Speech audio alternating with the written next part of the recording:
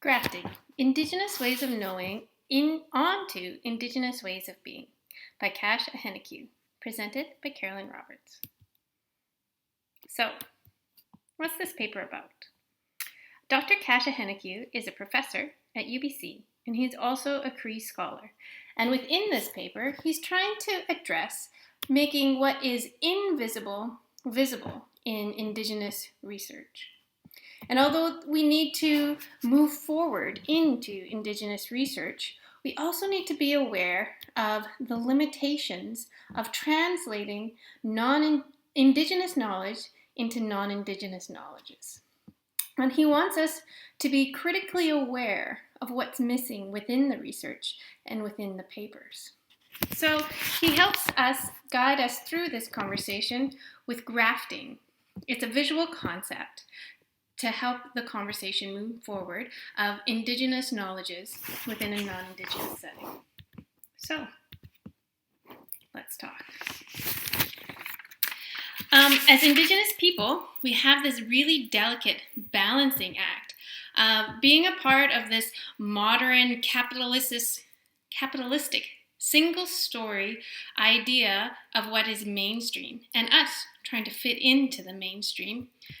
And the thing that challenges us is our traditional ways of being and knowing, and trying to keep that existence alive, and maybe trying to shift the thinking into a non-capitalist existence, and keeping our traditions and our past alive, and trying to revive the traditions that have been lost. So Ahenekyu uses a visual narrative to help us, within the paper, try to understand maybe differently of how to look at it. Now, grafting in and of itself is neither good nor bad, where you take one species and try to put another species on top of it to make a whole other new species. But when we're talking about the one species being Indigenous knowledge and the other non-Indigenous knowledge and trying to graft them together, you're talking about two completely different species. And it's not really going to work. And it's going to end up more like an assimilation process rather than a grafting process. So we don't often ask, what's being lost in the translation when we're trying to graft these two concepts together? And we seldomly ask even more that as Indigenous researchers and academics and teachers and professors, how do we cope with the conflicts of the demands of living in this multi-dimensional world? So, what's the problem here? When we try to include or integrate one system into another system, it's inevitable that there's going to be problems within this. So the worldviews of Indigenous knowledge and non-Indigenous knowledge are completely different. And when you take the Indigenous knowledge, it tends to be framed within the Western epistemology rather than standing on its own in its own terms. And in today's modern society of Western education, it has an economic value to it. It's been placed on it. And with that type of education, the treasures that come from Indigenous knowledge aren't placed with the same value, but it has a lot to offer. Indigenous worldviews are built upon multi-layers of different epistemologies, and that can contribute to the greater good.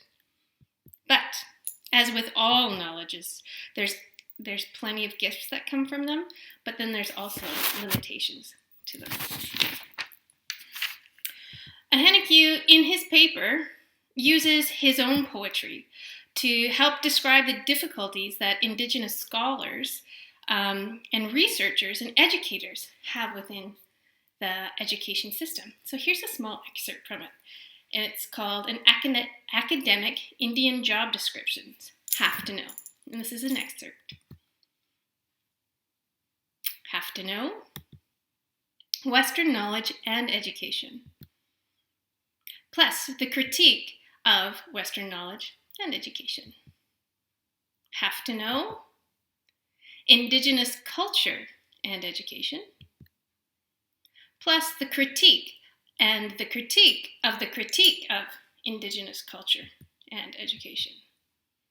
Have to know how to embody expected authenticity and how to embody expected critique of expected authenticity.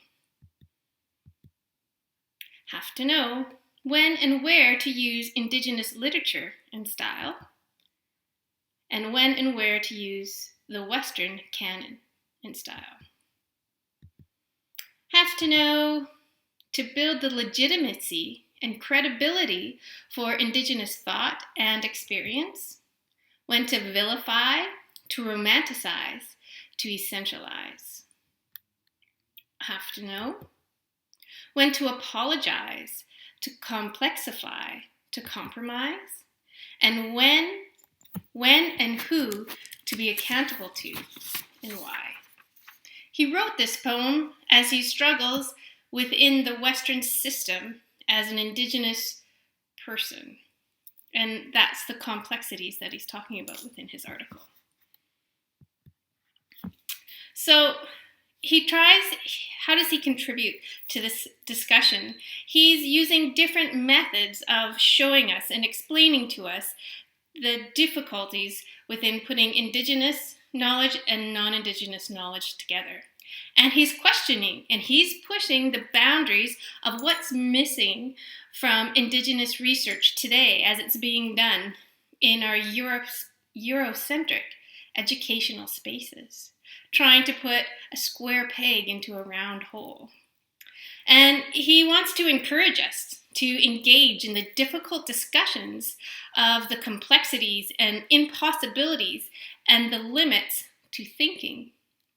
And he wants us to do this looking at it through Indigenous eyes, beyond thinking, and trying to make the connections with our own Indigenous ways of knowing and being.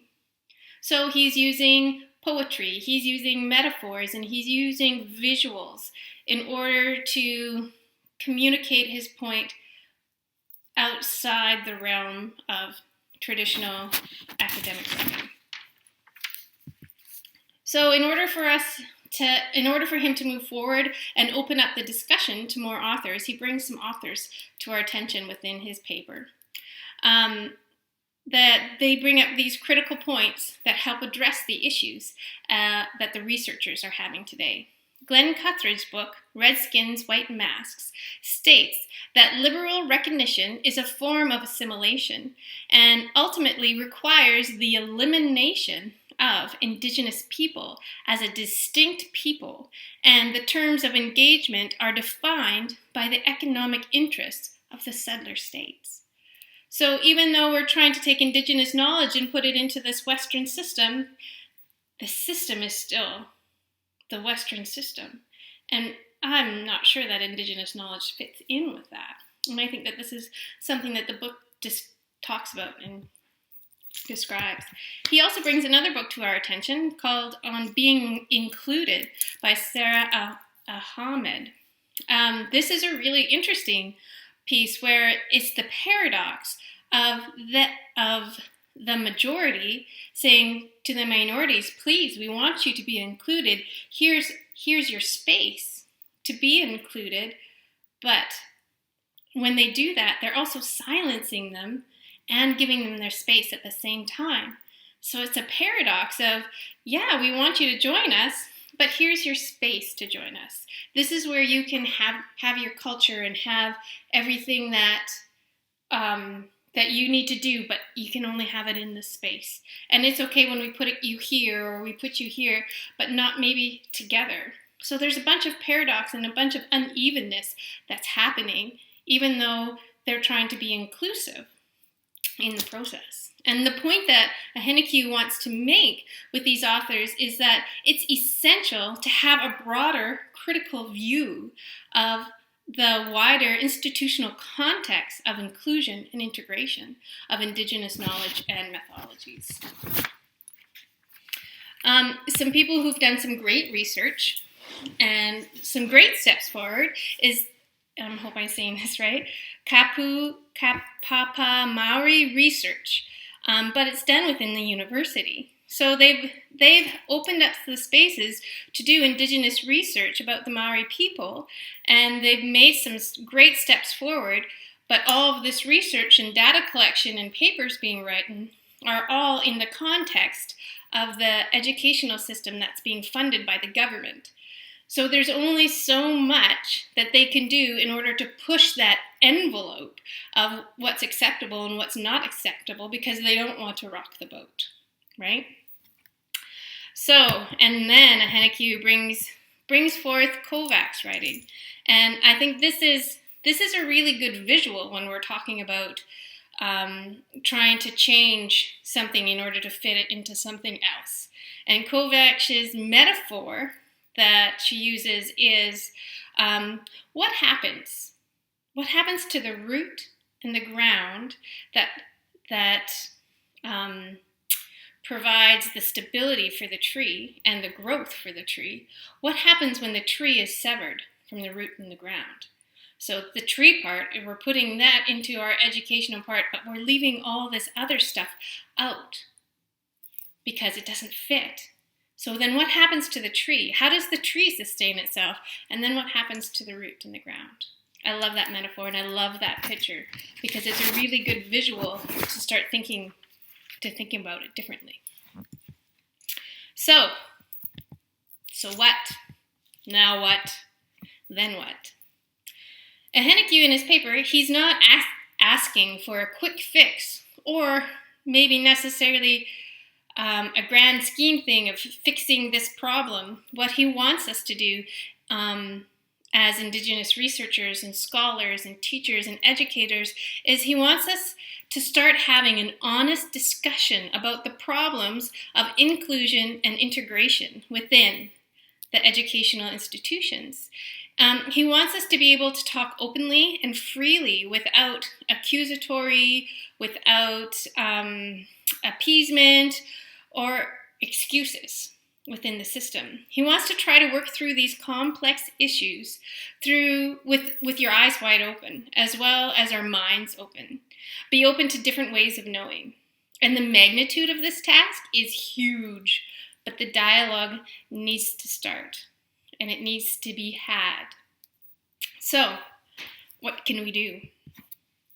When we're doing Indigenous research and trying to put together our results into colonized ways of reporting, because that's how it's been done and had been done for 500 some odd years, and we're being funded by the universities, plus we're trying to make ourselves credible within this academic system, the grafting piece becomes inevitable as we're doing this.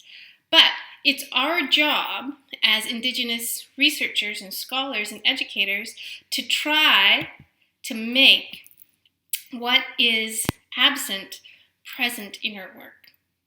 Make it noticeably absent. Make it bright light shining at you. There's something missing here. We need to make it visible what's not being written down, what maybe is getting lost in translation, and we need to make it stand out. So the challenge is we need to challenge the system, and we need to push the boundaries. And in your work, use metaphors, use poetry, use other visual concepts to show other perspective. And Ahenekyu uses Andrade's, I'm so worried about saying the names wrong, work to, he uses her work to visually show us a different way of forward thinking through this large task. And this visual piece, it shows us visually the complexities of the task that lie ahead for us and how we're conformed and educated in this certain system and in a certain way. And it's going to take time for that to change. It's not going to happen overnight. Like I said, there's no quick fixes, but it's going to open up. Let's open up for discussion and let's start to make the change happen.